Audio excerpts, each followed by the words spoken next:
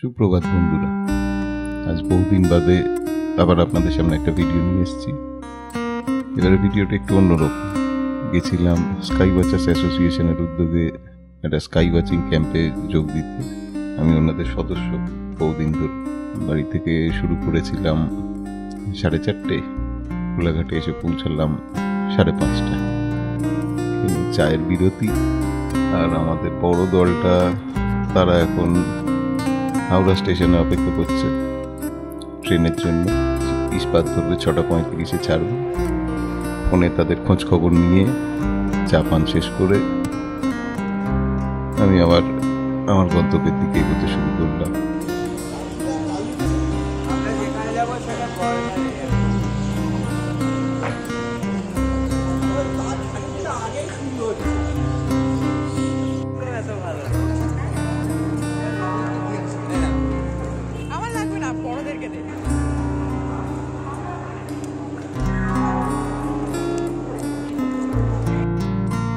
মোট 3টি গাড়ি যাচ্ছে, একটা আমার, একটা সৌভিকের, আর ওদিকে এসবি স্যার গাড়ি নিয়ে দুর্গাপুর হয়ে যাবে।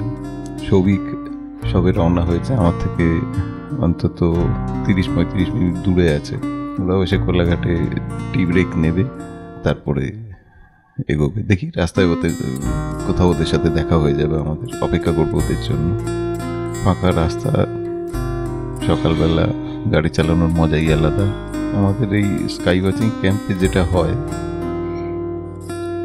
সারাদিন এদিক ওদিক ঘুরে ফিরে লাঞ্চ করে তারপর থেকে কিছু ক্লাস হয়, যেখানে আপনাদের আকাশ সম্বন্ধে ধারণা দিয়ে দেওয়া হয়। তারপরে সন্ধ্যাবেলায় হাতে কলমে আপনাকে আকাশ চিনিয়ে দেওয়া হবে। এর আগে থিওরি হয়েছিল, এবার প্র্যাকটিক্যাল হতে থাকবে। প্রথম দিন সবাই শেখেন, দ্বিতীয় দিন তারা নিজেরাই বেশ কিছু জিনিস খুঁজে বার করতে পারে। খুব মজা পান সবাই। তো প্রায় 8:30-9:15 বাজে আমরা পৌঁছে গেছিলাম এই অতিথি ধাবায়, যেখানে আমরা ব্রেকফাস্ট করলাম। আর ব্রেকফাস্ট করার পরে সৌভিকদের জন্য এখানেই অপেক্ষা করছিলাম। ন্যাশনাল হাইওয়ে দিয়ে ট্রাকের পর ট্রাক চলে যাচ্ছে, তার ফাঁকে গরুর গাড়ি রাস্তা টপকে চলে এলো। আর এই সৌভিক, শুভদীপ আর মথুরা কাকু হলেন সারথি। আমরা যখন ওখানে ব্রেকফাস্ট ছাড়ছি, তখন হাওড়া স্টেশনে সবে ট্রেন দিল।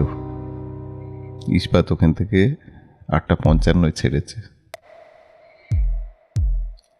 11টা, 11:30টার মধ্যে আশা করি ঘাটশিলায় নেমে যাবে। আমরা দেরি করলাম না, এগোতে থাকলাম ঘাটশিলা হয়ে ভালো পাহাড়ের দিকে। ভালো পাহাড় হলো একটা এনজিও সংস্থা, কমল চক্রবর্তী যার দায়িত্বে রয়েছেন। ভালো পাহাড়ের ব্যবস্থাপনা সাদামাটা, কিন্তু ভালো পাহাড়ের মতোই ভালো।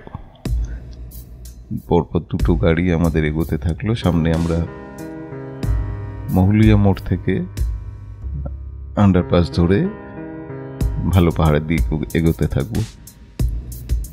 ভালো পাহাড় যাওয়ার পথে আমরা দলমা পাহাড় টপকাবো, দুয়ারসিনী মন্দির দেখবো, আর যদি সুযোগ হয় তাহলে মালপো খাবো। দলমা পাহাড়ের রেঞ্জটা হলো পুরো এলিফ্যান্ট করিডর। আশেপাশের ক্ষেতে যখন চাষ হয়, সেই ফসল খাওয়ার লোভে হাতিরা এদিকে চলে আসে। এখন আশেপাশের কোনো ক্ষেতে ফসল ছিল না, আমরা হাতিও দেখতে পাইনি। আর এই রাস্তাটায় গাড়ি চালাতে আমার দারুণ লাগে। এর আগেও 2-3বার এসেছি, পরে সুযোগ পেলে আবার আসবো। স্পেশালি এই 3-4 কিলোমিটার রাস্তাটা অদ্ভুত সুন্দর। চারদিকে প্রকৃতি, তার মাঝ থেকে কালো রাস্তা পাহাড়ের বুক চিরে বেরিয়ে গেছে। উঁচু নিচু রাস্তায় চোখ ভরে প্রকৃতিকে উপভোগ করতে করতে এগিয়ে যাওয়া যায়। আশেপাশে প্রচুর দেখার জায়গা রয়েছে, ছোট্ট ছোট্ট জায়গা, আহামরি তেমন কিছু না, কিন্তু আপনার মন ভরিয়ে দেবে। যেমন কাজলি ব্রিজ, ছবি পরে দেখতে পাবেন। আমরা ব্রিজ মানে জানি লোকজন এপার ওপার করার জন্য। এখানে কাজলি ব্রিজটা বানানো হয়েছে জলকে এপাশ থেকে ওপাশে নিয়ে যাওয়ার জন্য। দেখলে প্রথমে কিছু বুঝবেন না ব্রিজের উপর থেকে, কিন্তু সাইডে ঝুঁকে যদি দেখেন এখন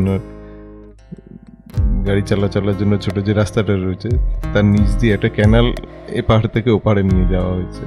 পরে ছবি দেখাবো আপনাদের। আর এই রাস্তা, এত সুন্দর নীল আকাশ চারদিকে, এটা বর্ষা সবুজ নয় কিন্তু তবুও চোখ জুড়িয়ে যায়। আর এই ভালো পাহাড়ের গাড়িটা যাচ্ছে সম্ভবত আমাদের কিছু লোককে আনার জন্য ঘাটশিলা স্টেশনে। এই আঁকা বাঁকা রাস্তা দিয়ে দেখতে দেখতে আবার আমরা ঝাড়খণ্ড থেকে বাংলায় ঢুকে পড়লাম পশ্চিম দিক থেকে।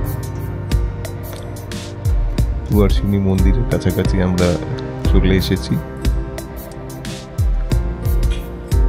দুয়ারসিনী মন্দিরের কাছে দুটো খাবারের দোকান আছে, তারা মালপো বানায় আর ওই কচুরি পাওয়া যায়। এই হলো দুয়ারসিনী মন্দির। আর ওই খাবারের দোকান দুটোয় অপূর্ব স্বাদের মালপো পাওয়া যায়। তো সুগারের পেশেন্ট হওয়া সত্ত্বেও আজকে মালপো আবার টেস্ট করব, দেখা যাক কি দাঁড়ায়।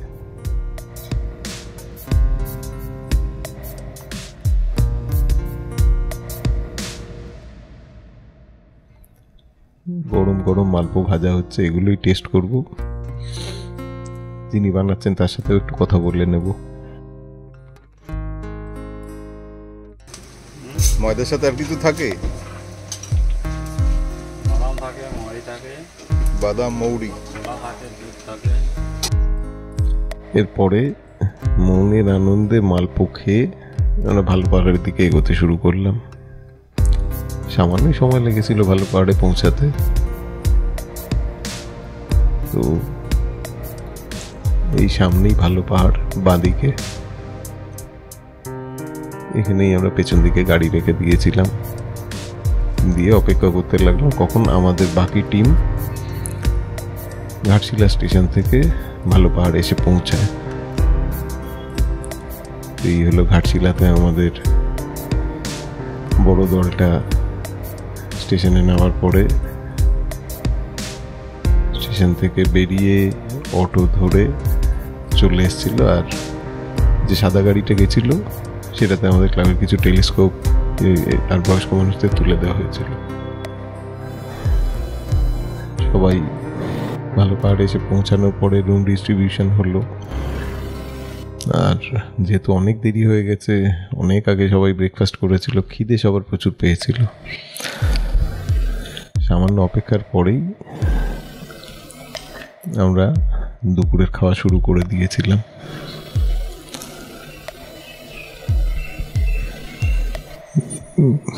খুব বেশি কিছু ছিল না, কিন্তু সহজ সরল খাবার দাবারের আলাদা একটা স্বাদ থাকে, এটা সেখানে পেয়েছিলাম।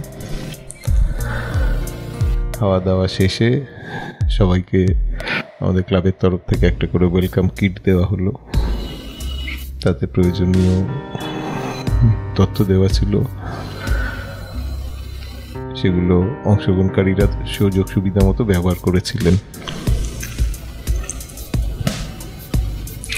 এই লাল সেলোফ্যান দিয়ে আমাদের টর্চের মুখটা ঢেকে দেওয়া হয় যাতে লাল আলো বেরোয়। রাতের বেলায় লাল আলোটা চোখে লাগলে অতটা আমাদের অসুবিধা হয় না। সাদা আলো যদি চোখে লাগে, চোখের তারা সঙ্গে সঙ্গে ছোট হয়ে যায় আর দেখতে অসুবিধা হয়। ওটা নিয়ে পরে আসবো। এখন এই ভালো পাহাড়ের যে স্কুলটা আছে তার বাচ্চাদের ছুটি হলো, তারা সারিবদ্ধভাবে তাদের গন্তব্যের দিকে এগিয়ে যাচ্ছে। আর ইনি হলেন আমাদের ক্যাম্প কমান্ডার, হাতে বাঁশি পড়েছে, গিয়ে বাচ্চাদের পেছনে শুরু করে দিয়েছেন বাঁশি বাজানো। ক্লাব সদস্যরা পরে দুয়ারসিনী মন্দির দেখতে গেছিলেন, সেখানে গিয়ে মালপোও খেয়েছেন। আর সবাই এদিক ওদিক ছড়িয়ে ছিটিয়ে যার যেরকম ভাবে সুযোগ পেয়েছেন উপভোগ করেছেন। একদল চলে গেছিল দুয়ারসিনী মন্দিরের উল্টো দিকের পাহাড়টায় ট্রেকিং করতে। কিছুটা উঠে আবার তারা নেমে এসেছিলেন। কিছু লোক মাঝ রাস্তা থেকে ফেরত চলে এসেছিল। তো আমি পাহাড়ে ট্রেক করতে যাইনি, আমি চলে গেছিলাম পাখি দেখতে। তারই 2-4টা ছবি এখন আপনারা দেখতে পাচ্ছেন। এটা রোজ রিং প্যারাকিট, এটা গ্রে ব্রেস্টেড প্রিমিয়ার, এটা হলো ইয়েলো আইড ব্যাবলার, পাঁচপাতি Asian green bee eater, common hawk cuckoo বা পাপিয়া, আর এই হলো সেই কাজলি ব্রিজ যেটার কথা বলছিলাম, তার উপর থেকে ছবি তুলেছি। এই গাড়ির রাস্তা ঠিক নিচ দিয়ে এই ক্যানেলটা বয়ে চলেছে। এটা হলো আমাদের দিনের বেলায় সোলার অবজারভেশন। খালি চোখে কেউ সূর্য দেখি না আমরা, টেলিস্কোপে ফিল্টার লাগিয়ে তারপরে দেখা হয়। স্কুলের বাচ্চাদেরও দেখানো হচ্ছিল। আর এটা বিকেল বেলায় ওই অ্যাস্ট্রোফটোগ্রাফি নিয়ে আলোচনা চলছিল। সন্ধ্যেবেলায় অবজারভেশন চলছে, অন্ধকারে তো ভালো ভিডিও হয় না। আর ডালিয়া স্যার আমাদের জন্যে কফির যোগান দিয়ে গেছিলেন রাতের বেলায়। উনি ছিলেন বলে একটু আরামে আকাশ দেখতে পেরেছিলাম। আকাশ দেখিনি কখনো। ছেলেবেলায় সন্ধ্যের পড়া শেষ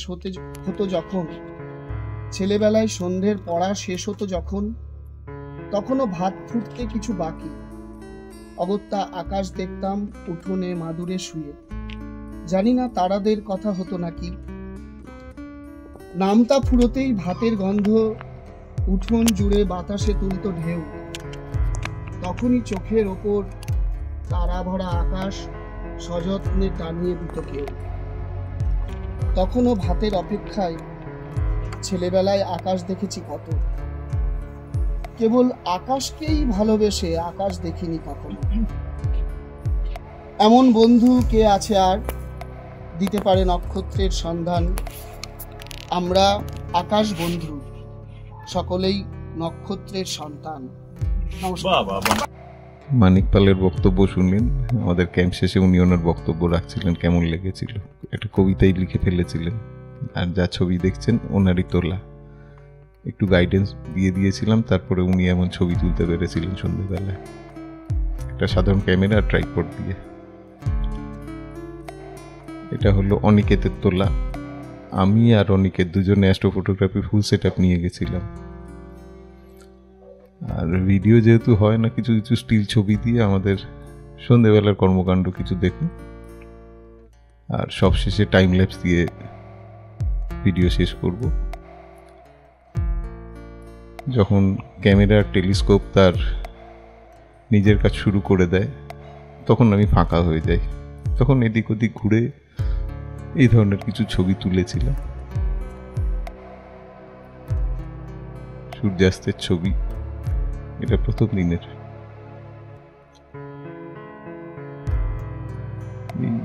দেখতে দেখতেই এবার আপনাদের থেকে বিদায় নেব। আপনারা টাইম ল্যাপসের ভিডিও এনজয় করতে থাকুন।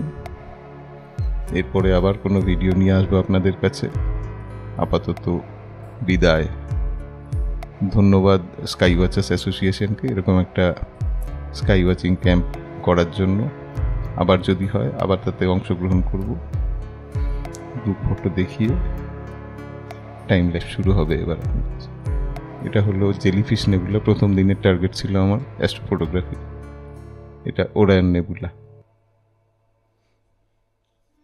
আপনারা টাইম ল্যাপস দেখতে থাকুন, আমি বিদায় নিই।